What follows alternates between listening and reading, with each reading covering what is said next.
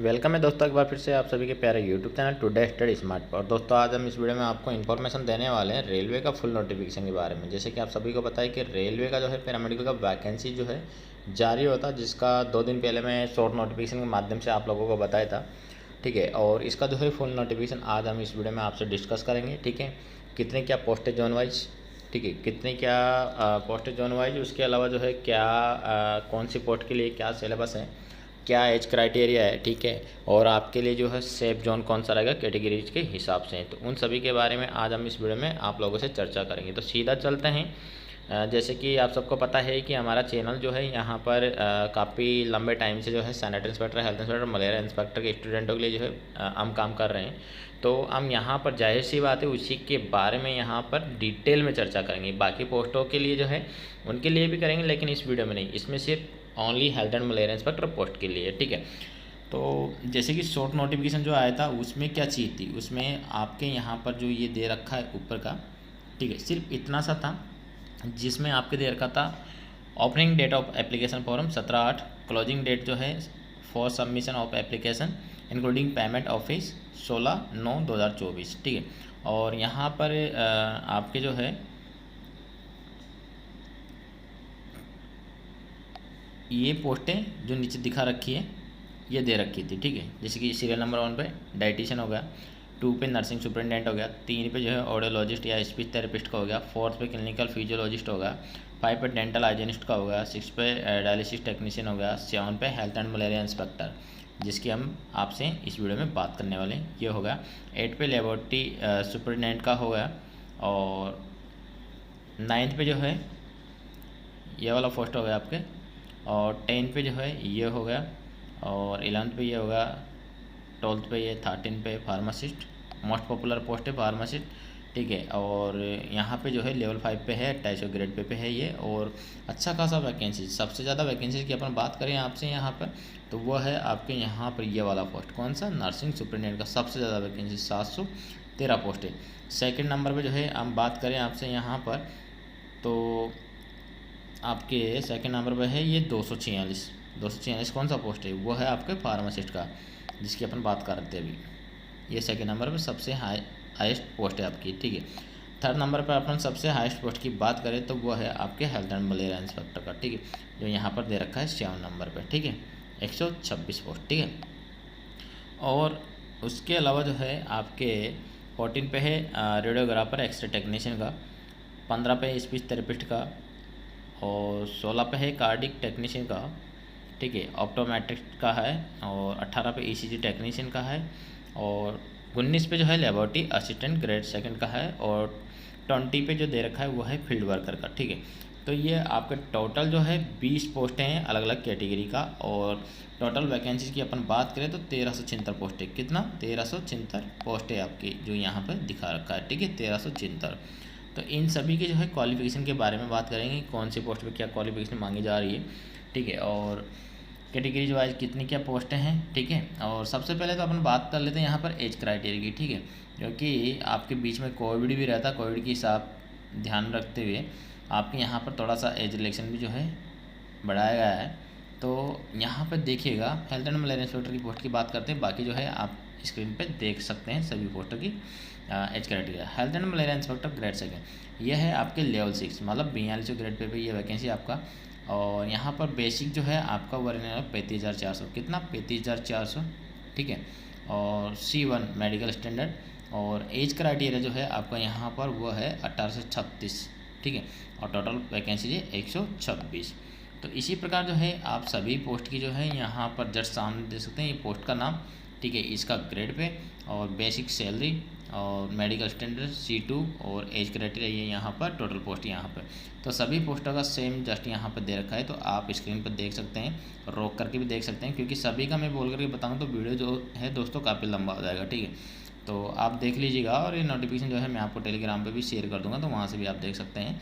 ठीक है, और सबसे बड़ी बात जो है बहुत सारे स्टूडेंट जो है किताब ढूंढ रहे हैं हेल्थ एंड मलेरिया इंस्पेक्टर की पोस्ट की प्रिपरेशन के लिए। ठीक है, तो इसकी जो है बुक आप यहाँ पे स्क्रीन पे जो शो हो रही है, इसको आप अमेजन से मंगा सकते हैं। इसमें आपके लिए सबसे बेस्ट बात क्या है, कम टाइम में आप ज़्यादा मैटर पढ़ सकते हैं। ठीक है, दूसरी चीज़ एग्ज़ाम में जो आज तक जो भी क्वेश्चंस पूछे गए उनको यहाँ पर जो है थ्योरी में हाईलाइट किया गया है और चैप्टर वाइज एमसीक्यू दिए गए हैं। सबसे बेस्ट बात यह है, उससे भी बेस्ट बात यह है कि ओवरऑल इंडिया में किसी भी डिपार्टमेंट में, चाहे रेलवे हुआ, चाहे डीएसएसबी हुआ, चाहे नगर निगम हुआ या फिर एम्स हुआ, ठीक, उन सभी के जो है प्रीवियस पेपर आंसर के साथ यहाँ पर दिए हुए हैं इस बुक में। उससे आपको क्या है, एग्जाम पैटर्न समझने में आसानी होती है। पेपर का लेवल जो आप देखते हो उसके अकॉर्डिंग जो है आपका कॉन्फिडेंस लेवल जो है वो बूस्ट होता है कि हाँ यार, लास्ट टाइम पेपर इस टाइप का आया था तो हमको जो है अब इस बार उसके अकॉर्डिंग जो है एग्ज़ाम प्रिपरेशन करनी है। ठीक है,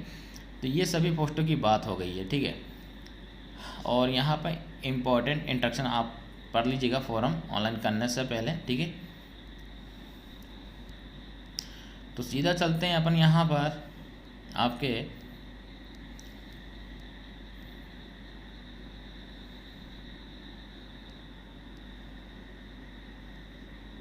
ये देखो, ये एज क्राइटेरिया यहाँ पर दे रखा है। ठीक है, date of birth of candidate should be between the date given below. ठीक है, बोथ डेट इंक्लूसिव। ठीक है, तो यहाँ पर ये दे रखा है, इसके अकॉर्डिंग जो है आपको समझना है। 18 से 33 ईयर्स जिनका जो है लोअर एज ये 1/1/2007 में हुआ हो और यूआर या ईडब्ल्यूएस में 1992 तक के जो बंदे हैं वो अप्लाई कर पाएंगे। ओबीसी में जो है 1989 तक के अप्लाई कर पाएंगे और एससी/एसटी में 1987 तक के बंदे अप्लाई कर पाएंगे। 1836 में कौन कौन आएंगे, जिनका जन्म इस डेट के बीच में हो और यूआर ईडब्ल्यूएस का इस डेट के बीच में, ओबीसी एनसीएल का इस डेट में और एससी/एसटी का इस डेट में। तो सभी का यहाँ पर दे रखा है। ठीक है, तो कैटेगरी जो है ये देख लीजिएगा आप। और बात कर लेते हैं यहाँ पर एज रिलैक्सेशन का। ठीक है, एज रिलैक्सेशन का जो है आप इसको अच्छे से देख सकते हैं। यहाँ पर एससी/एसटी कैंडिडेट को 5 ईयर्स का है। ठीक है, ओबीसी नॉन क्रिमिनल कैंडिडेट को जो है 3 ईयर का है। एक्स सर्विसमैन को जो है यहाँ पर देखिए कि कितना देगा, 3 years after deduction of length of service from age. Okay, और यहाँ पर पर्सनल विद बेंचमार्क या डिसेबिलिटी का जो है वो दे रखा 10 ईयर्स। फिर PWBD या ओबीसी एनसीएल का जो है वो दे रखा है 13 ईयर्स।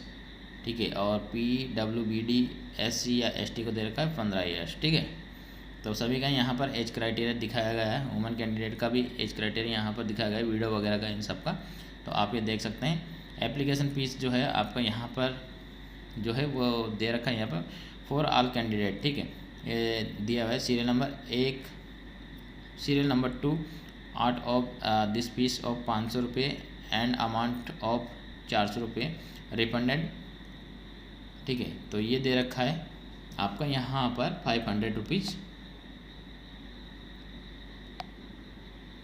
और यहाँ पर SC/ST ex serviceman, PWBD female, transgender, ठीक है, और minority of economically backward class, तो इनका लगेगा 250 रुपये। ठीक है, और आपका जो है यहाँ पर 100 रुपये कटने के बाद जो है आप फीस रिफंड हो जाएगा। ठीक है, जो कैटेगरी के बंदे हैं उनका। ठीक है, और यहाँ पर देखा मोड ऑफ पेमेंट जो है आप किस किस के माध्यम से जो है यहाँ पर पेमेंट कर सकते हैं। ओके,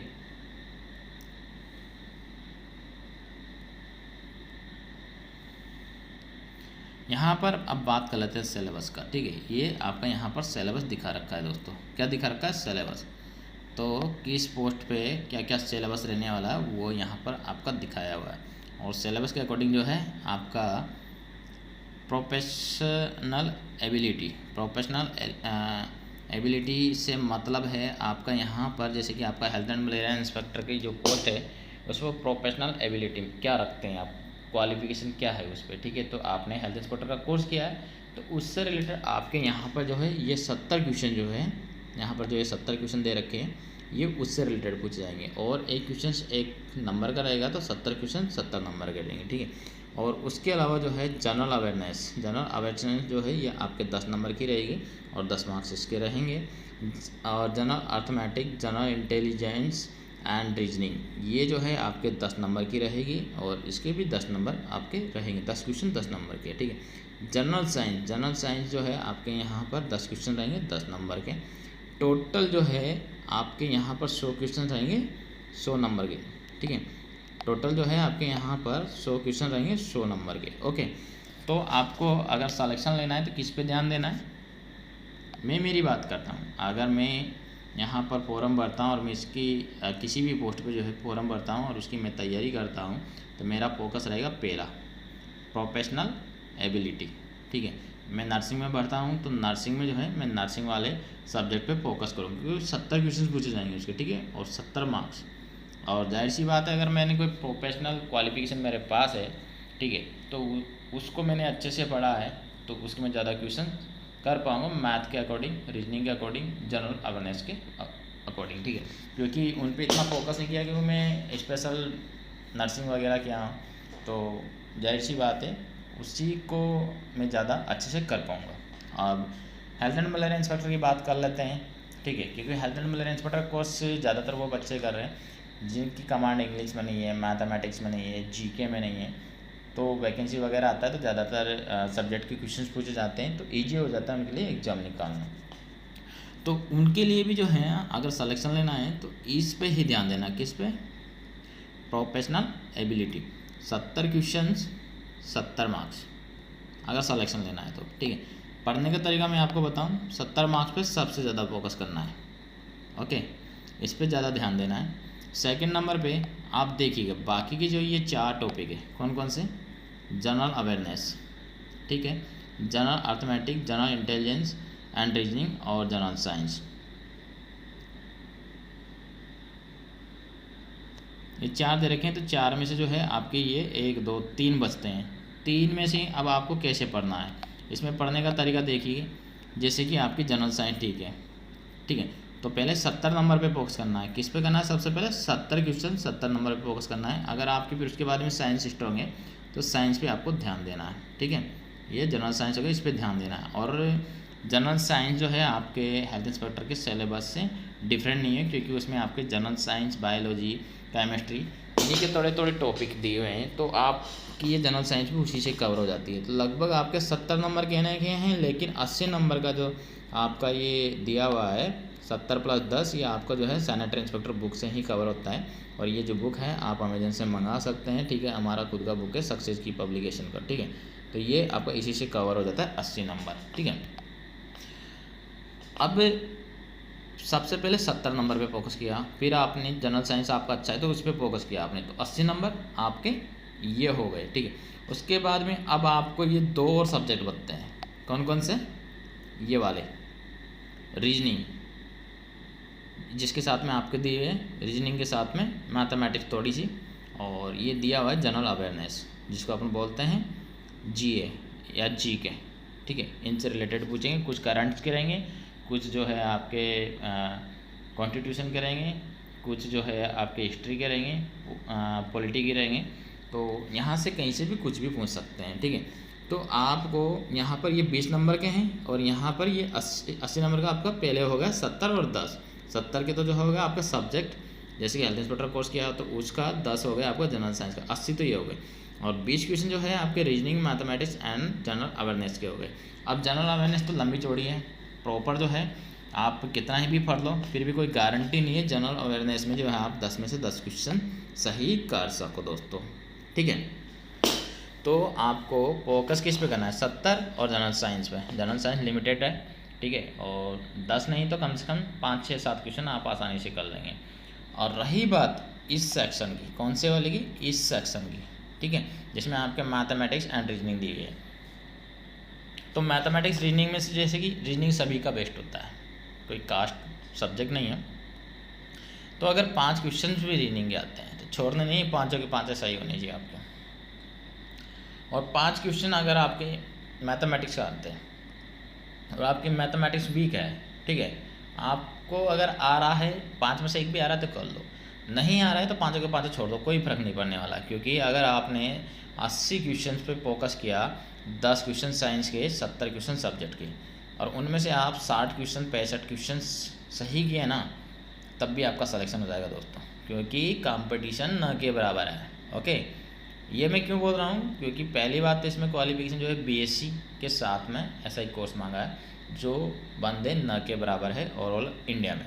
दूसरी चीज़ जो थे कंपटीशन में, उनमें बहुत सारे बच्चे जो है एवरेज हो चुके हैं। आप 60 प्लस स्कोर करते हैं तो आपके चांसेस बहुत ज़्यादा है पेपर निकालने के, ठीक है। 60 से नीचे जो है मैं नहीं कहता कि हर किसी का एग्ज़ाम निकलेगा, लेकिन 60 प्लस जो है ना आपके एग्ज़ाम निकलने की पूरी संभावना है, ठीक है। तो आपको 100 में से 100 नंबर नहीं लाना है, आपको उतने से नंबर लाना है जितने में आप पास हो जाओ, ओके। तो अब बहुत सारे स्टूडेंट क्या होते हैं, मैथमेटिक्स के होते हैं, ठीक है। तो उनका क्या है, मैथमेटिक्स भी ठीक होता है, रीजनिंग भी ठीक होता है। तो उनको फोकस किस पे करना है, उनको फोकस करना है 70 क्वेश्चन पे। उसके बाद में इस वाले सेक्शन पे जो है उनको फोकस करना है रीजनिंग एंड मैथमेटिक्स वाले पे, किस पे, इस पे करना है, ठीक है। तो ये 20 नंबर हो गए दोनों की मिला के, मैथमेटिक्स एंड रीजनिंग। तो ये इनकी कितने हो गए, 90। मतलब मेरा कहने का तात्पर्य सिर्फ इतना सा है कि जिसका जिस सब्जेक्ट पे कमांड हो, ठीक है, 70 क्वेश्चन के बाद में वो उस पर फोकस करे। अगर किसी की साइंस अच्छी तो वो साइंस पे फोकस करिए, किसी की मैथमेटिक्स एंड रीजनिंग अच्छी तो वो उस पर फोकस करे, और किसी की जो है general awareness and general science पे ज़्यादा पकड़ है तो वो उस पर फोकस करे। और सोने पे सुहागा है, जिसकी सभी सब्जेक्ट पे पकड़ है तो उसको तो कोई रोक ही नहीं सकता, तो साथ जो है मतलब नौकरी पक्की है उसकी, तो कोई खा नहीं सकता, रोक नहीं सकता, ठीक है। और यहाँ पर जो है आपकी माइनस मार्किंग जो है वो रहने वाली 1/3, कितनी, 1/3 रहने वाली है, मतलब 1/3, ठीक है। और इसमें जो है इसमें भी कंडीशन है आपकी मिनिमम क्वालिफाइंग मार्क्स, ठीक है, वो लेकर के आपको आने पड़ेंगे, जैसे कि यहाँ पर दिए हुए हैं ये, ठीक है। तो UR EWS में 40% है, OBC एंड SC के लिए जो है 30% है, और ST के लिए जो है यहाँ पर 25% है। तो इतना तो जो है आपको लेकर के आना ही पड़ेगा, ठीक है। इससे कम लाते हो तो आप डिस्क्वालीफाई हो जाते हैं ऑटोमेटिकली, ओके। अब बात कर लेते हैं PWBD आर नॉट अलाइबल, ठीक है। तो 2 मार्क्स रिलैक्सेशन मिलेगा मिनिमम क्वालिफाइंग मार्क्स में, ठीक है। तो ये बात हो गई आपके मिनिमम क्वालिफिकेशन मार्क्स की, ठीक है। बाकी जो है मेन इंफॉर्मेशन तो जो है मैं यहाँ पे अपलोड कर चुका हूँ, फॉर्म कैसे क्या आपको अप्लाई करना है, ठीक है। अब जोन वाइज देख लेते हैं किस जोन में कितनी क्या सीट है, ठीक है। वैसे तो वैकेंसी 126 है हेल्थ एंड मलेरिया इंस्पेक्टर की। तो सबसे बड़ी प्रॉब्लम है कि जोन वाइज जो वैकेंसी है वो भी बहुत कम जो है आपके यहाँ पर रही है, ठीक है। तो यहाँ पर चलते हैं, ये देखिएगा, सीधा मैं बात करूँगा आपके हेल्थ एंड मलेरिया इंस्पेक्टर की पोस्ट की। ये रही आपके health and malaria inspector post, जिसकी क्वालिफिकेशन क्या है, ये वाला कॉलम ले लेते हैं अपन यहाँ से, 6 नंबर का ये है आपके 6 नंबर का कॉलम जो है ये है health and malaria inspector grade 3, ठीक है। और लेवल 6 की 35,400 बेसिक है, मेडिकल स्टैंडर्ड C1 है, और यहाँ पर एज क्राइटेरिया 18 से 36 ईयर्स है। और इसमें जो है क्वालिफिकेशन देखिएगा इस कॉलम में यहाँ पर दी हुई है, क्या है, साफ साफ लिखा हुआ है। बहुत सारे बंदे जैसे कि मैं शॉर्ट वीडियो में बताया था कि BSc प्लस SI कोर्स चाहिए, फिर भी पूछ रहे मेरे पास आर से क्या मैं अप्लाई कर सकती हूँ क्या, ठीक है। तो ये बेचुके से कमेंट है, और इतना टाइम होता नहीं है कि मैं उसका रिप्लाई भी करूँ, ठीक है। काफ़ी बिजी शेड्यूल है मेरा तो वैसे भी, और बहुत सारे स्टूडेंट अभी अगर मेरे चैनल को फॉलो कर रहे हैं, वीडियो देख रहे हैं, तो उनसे सिर्फ इतनी सी गुजारिश है कि आपके पास बहुत सारे बंदे हैं जैसे कि BSc किए हैं हॉनर्स में, ठीक है। तो उनके पास ऑप्शन में जो है केमिस्ट्री है, तो वो पूछ रहे कि सर अप्लाई कर पाएंगे नहीं कर पाएंगे। देखो आप फॉर्म अप्लाई करिए, आप जब फॉर्म अप्लाई करेंगे अगर आपका सबमिट हो जाता है तो बहुत अच्छी बात है, नहीं होता है तो समझ लो आप क्वालिफिकेशन नहीं है, इस वजह से सबमिट नहीं कर पा रहे हैं, ठीक है। दूसरी चीज़ सबमिट हो जाता है, उसके बाद जो है आप ऐसा तो है नहीं कि फॉर्म नहीं भरोगे, अगर आपके पास भरने में आ रहा है तो, और आप एग्ज़ाम भी दोगे, ठीक है। तो डिपार्टमेंट के ऊपर छोड़ दीजिए, जो भी होगा देखा जाएगा, लेकिन फॉर्म तो भरिएगा, फॉर्म भरना मत छोड़िएगा। अगर आपके पास ऑनर्स में भी केमिस्ट्री वगैरह कुछ भी रहा है, ऑप्शनल में है आपके पास केमिस्ट्री, तब भी भरिएगा, ठीक है। मैं तो सिर्फ इतना सा कहूँगा आपसे।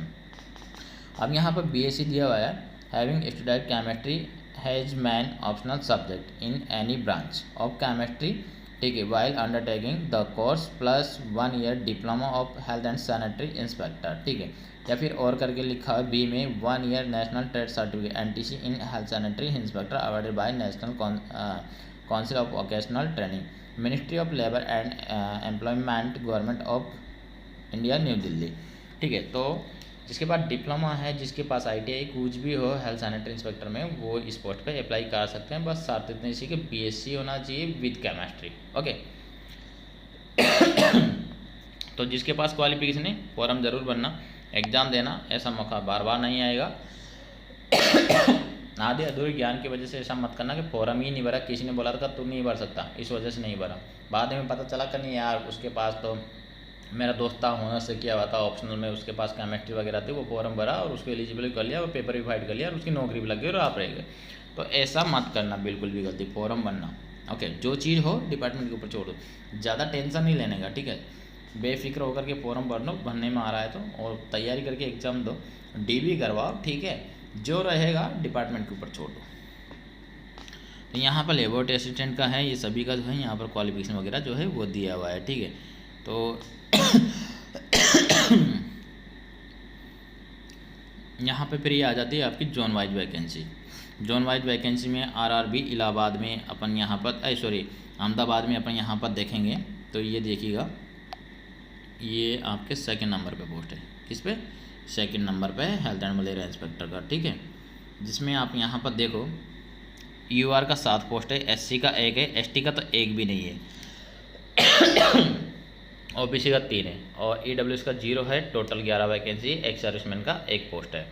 अब जिस भाई अगर कोई ST कैटेगरी का है वो बोले कि सर मैं यहाँ से फॉर्म भर दूँ, तो दोस्तों अगर वो उसके पास एज है तो वो यहाँ से भर सकता है, कोई ऐसा नहीं है कि वो यहाँ से नहीं भर सकता, लेकिन उसको जनरल से भरना पड़ेगा क्योंकि ST का तो सीट है नहीं, तो जनरल ही उसको क्वालिफाई करना पड़ेगा अगर उसको अहमदाबाद से फॉर्म डालना है तो, ठीक है।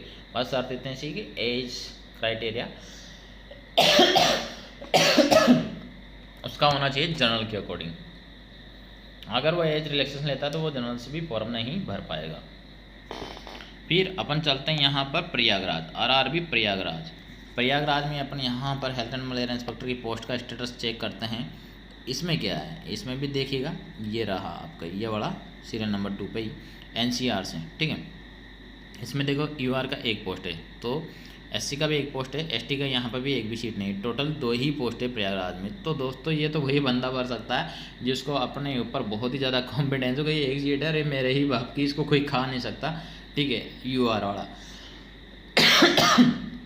और दूसरा जो पोस्ट है एक SC का, तो ये SC में भी वही भर सकता है जिसको अपने ऊपर बहुत ज़्यादा कॉन्फिडेंस हो कि ये तो मेरा ही सीट है, ठीक है। और इसमें चाहे लाख फॉर्म भर जाए तब भी ये मैं ही निकालूंगा, तो वो ही यहाँ से रिस्क लेगा, नहीं तो अन्यथा कोई नहीं ले पाएगा। ओके, फिर यहाँ पर चलते हैं अपन RRB अजमेर, ठीक है। RRB अजमेर में जो है अपन बात करते हैं यहाँ पर हेल्थ एंड मलेरिया इंस्पेक्टर, तो यहाँ पर तो पोस्ट ही नहीं है खाली, हेल्थ एंड मलेरिया इंस्पेक्टर का तो पोस्ट ही नहीं है यहाँ पे खाली, तो वो यहाँ अजमेर से तो भर ही नहीं पाएंगे।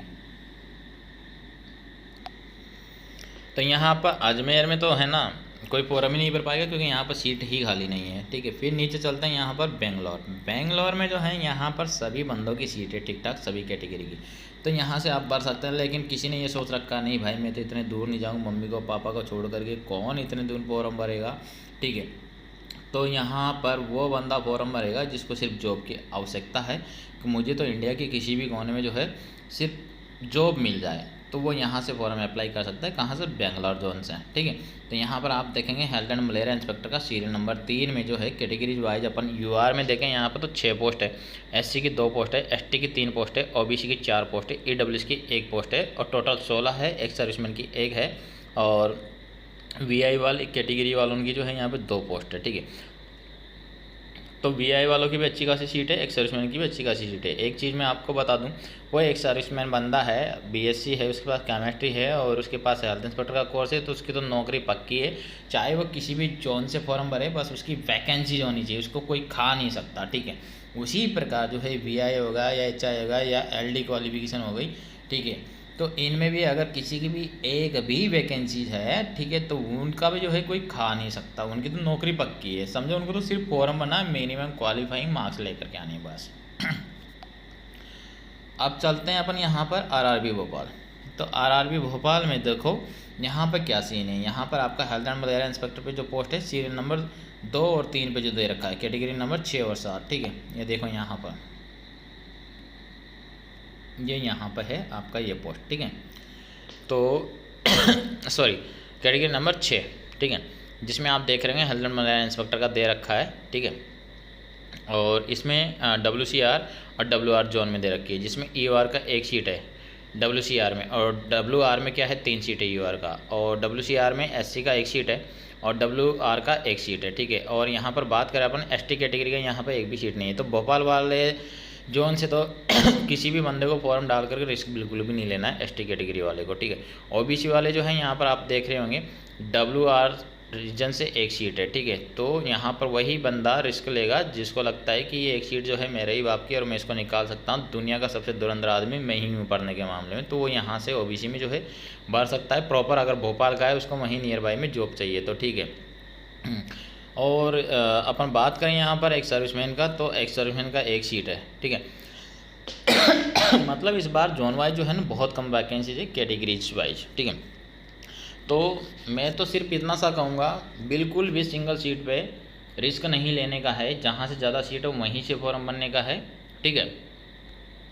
सिंगल सीट पे अपने जोन में अपने यहाँ नियर बाई जॉब करने के हिसाब से अगर किसी को फॉर्म बनना है तो वो बंदा रिस्क लेना जिसके पास ऑलरेडी जॉब हो छोटी मोटी कोई सी भी, तो वो लेना, ठीक है। जिसके पास नहीं है तो वो तो रिस्क बिल्कुल भी मत लेना। अब यहाँ RRB भुवनेश्वर की बात करें, RRB भुवनेश्वर में जो है आप यहाँ पर देख सकते हैं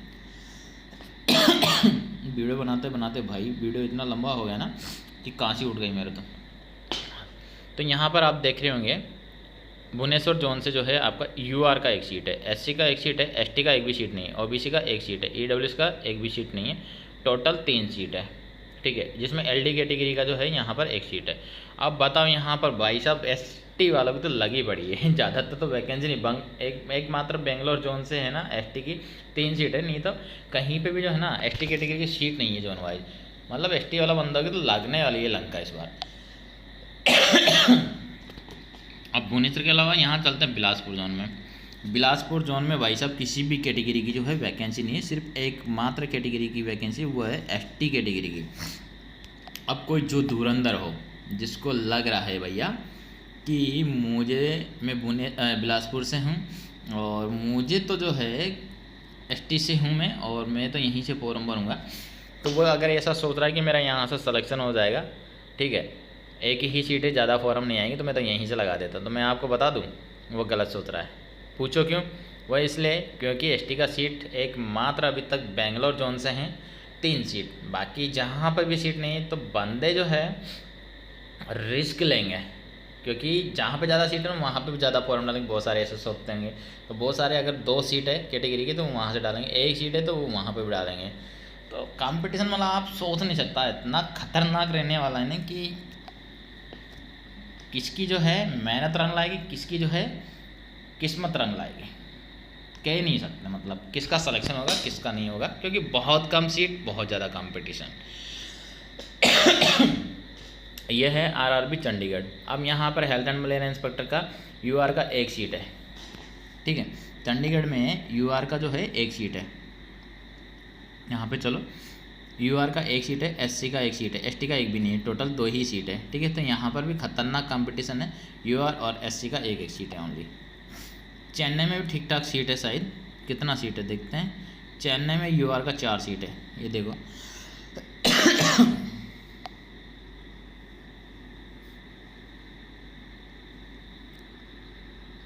ये देखो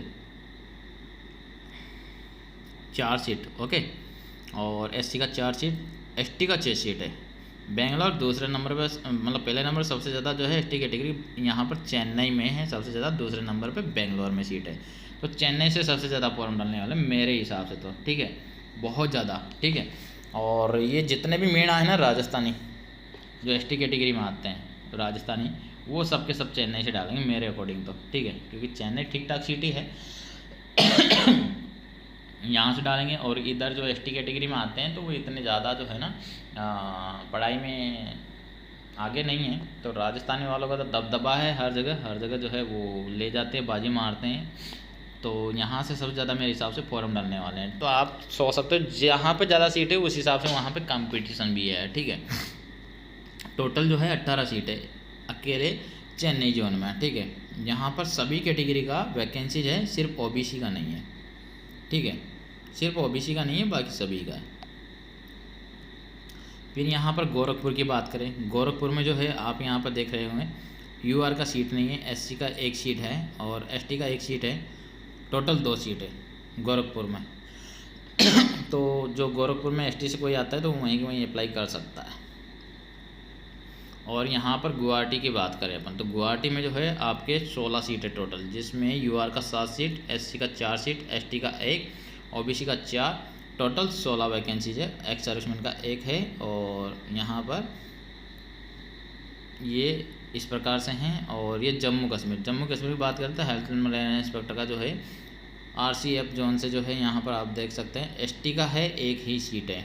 बहुत खूब, मतलब क्या बताऊँ मैं। अब कोलकाता की बात करते हैं। कोलकाता में जो है आपके हेल्थ एंड मलेरिया इंस्पेक्टर का एआर और एसईआर जोन से जो है 5-5 सीट है। यूआर कैटेगरी का 10 सीट हो गया, बहुत अच्छा वैकेंसी है। टोटल यहाँ पर भी 18 के आसपास वैकेंसी है।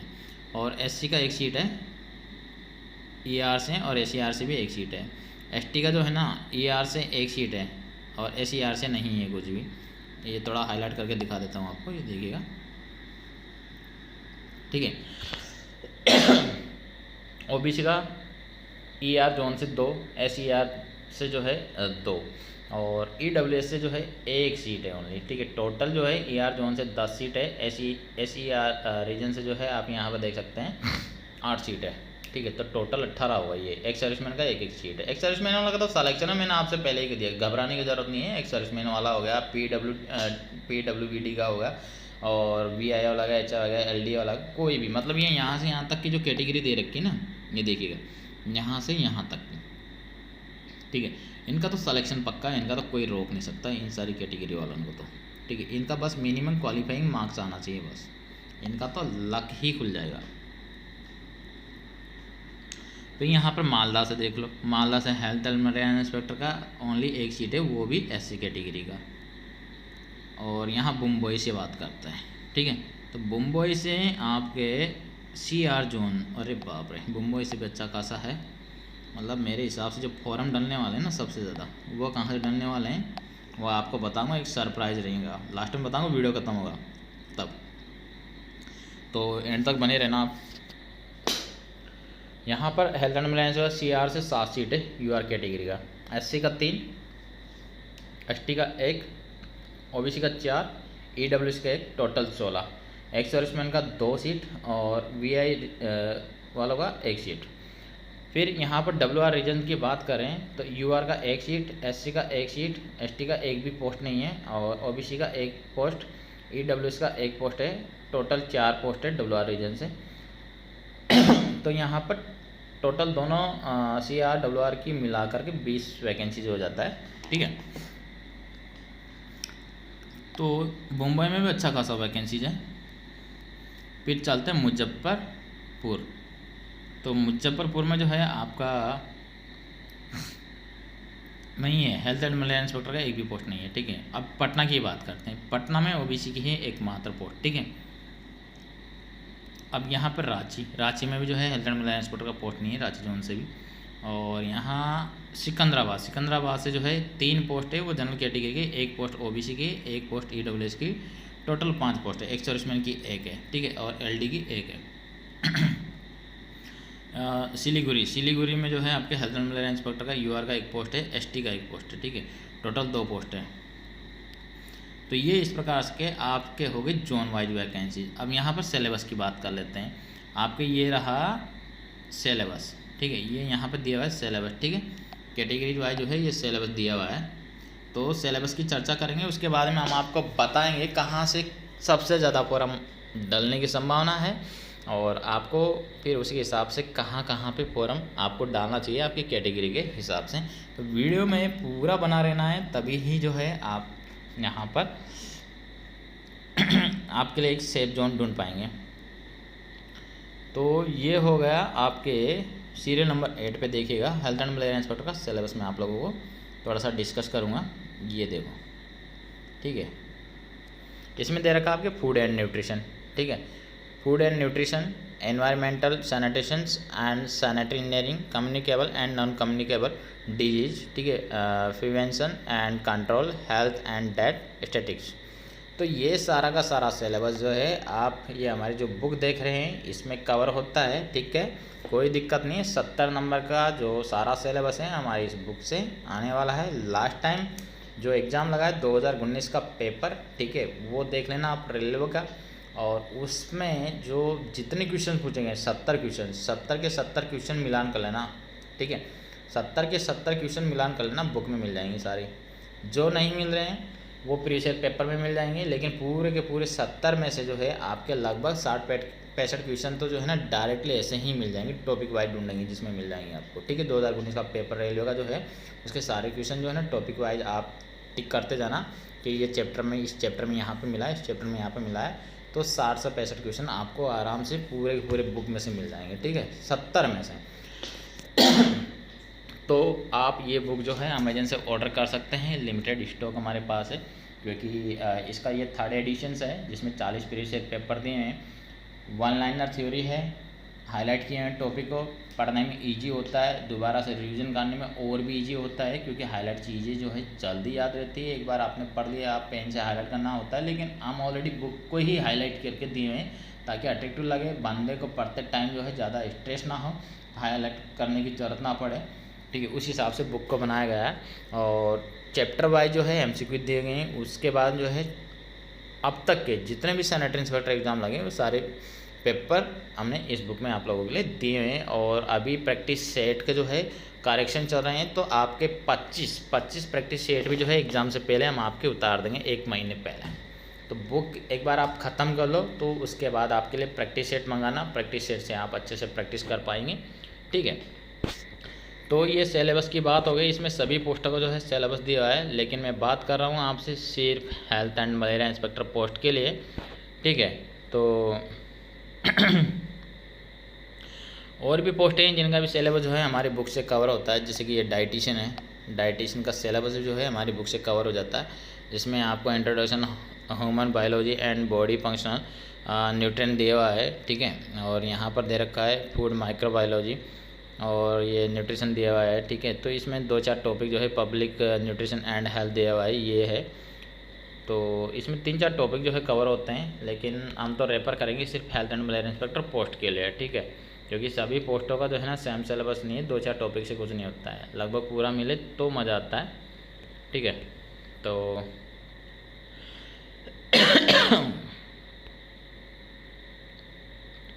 ये मेन चीज़ें जो है मैं आप लोगों के साथ डिस्कस कर चुका हूँ, ओके। बाकी जो है यहाँ पर आप देख सकते हैं जनरल अर्थमेटिक में जो है आपसे क्या क्या पूछा जाएगा। कॉमन फॉर ऑल पोस्ट के लिए लिखा हुआ है, जैसे कि नंबर सिस्टम और बोर्ड मास, डेसिमल्स, LCM, FCF। तो ये मैथमेटिक्स में जो है आपके ये टॉपिक इन्हीं से रिलेटेड आपसे पूछा जाएगा। और जनरल अवेयरनेस की बात करें हम आपसे, तो जनरल अवेयरनेस में जो है आपसे ये टॉपिक दिए हैं, इन्हीं में से जो है आपके पूछा जाएगा, तो इन पे आपको फोकस करना है। और रीजनिंग की बात करें हम आपसे, रीजनिंग एंड मैथमेटिक्स की, तो वो जो है जनरल इंटेलिजेंस एंड रीजनिंग की बात करें तो ये आपके यहाँ पर दिया है, ठीक है। ये जो है आपके दिया हुआ है जनरल इंटेलिजेंस एंड रीजनिंग, ये टॉपिक इन्हीं से रिलेटेड आपसे पूछा जाएगा। और जनरल साइंस का 4th नंबर का जो है आपके बिल्कुल लास्ट में, ठीक है, कौन कौन सा, physics, chemistry and life science, ठीक है, 10th स्टैंडर्ड का, तो इन्हीं से रिलेटेड आपसे पूछा जाएगा। तो ये हो गए आपके सारी ओवरऑल बातें, ठीक है। अब यहाँ पर जैसे कि मैंने आपको बताया कि जोन वाइज सबसे ज़्यादा वैकेंसीज कहाँ से थी आपके, सबसे ज़्यादा वैकेंसीज आपके चेन्नई में, फिर उसके बाद में मुंबई में, उसके बाद बेंगलोर में, बाकी सबको साइड में कर दो, ज़्यादा वैकेंसी नहीं है। अब जो लड़के सोच रहे हैं कि हमारा सिलेक्शन जो है ज़्यादा पोस्ट पे भरेंगे तो ज़्यादा चांसेस रहेंगे निकालने के, तो आप अगर ऐसा सोच रहे हैं तो वो भी गलत सोच रहे हैं दोस्तों। मैं ऐसा क्यों बोल रहा हूँ, मैं इसलिए बोल रहा हूँ क्योंकि सभी यही मेंटलिटी रखते हैं कि जैसे कि मान लीजिए ST की 5 सीटें कहाँ से हैं, ये है मुंबई से, तो ज़्यादातर मुंबई में क्या है, सभी बंदे वहीं से फॉर्म डालेंगे ST की, जहाँ से 5 सीट है, बाकी से जैसे कि मान लीजिए 1-1 सीट है, तो कोई भी वहाँ से रिस्क लेना नहीं चाहेगा, ठीक है। तो एक तरीके से तो लोग ऐसे सोचते हैं कि ज़्यादा सीट है वहाँ से निकालना ईजी रहेगा, तो सभी वहाँ डालेंगे तो क्या होगा, कंपटीशन बढ़ जाएगा। 5 सीट तो है लेकिन डालने वाले कितने हो गए, 500 हो गए। 5 सीट पे कितने हो गए, 500 बंदा हो गए। सब ने ये सोच करके डाला कि ज़्यादा सीट है वहाँ जो है मेरा जो है ईजिली जो है सीट निकल जाएगा।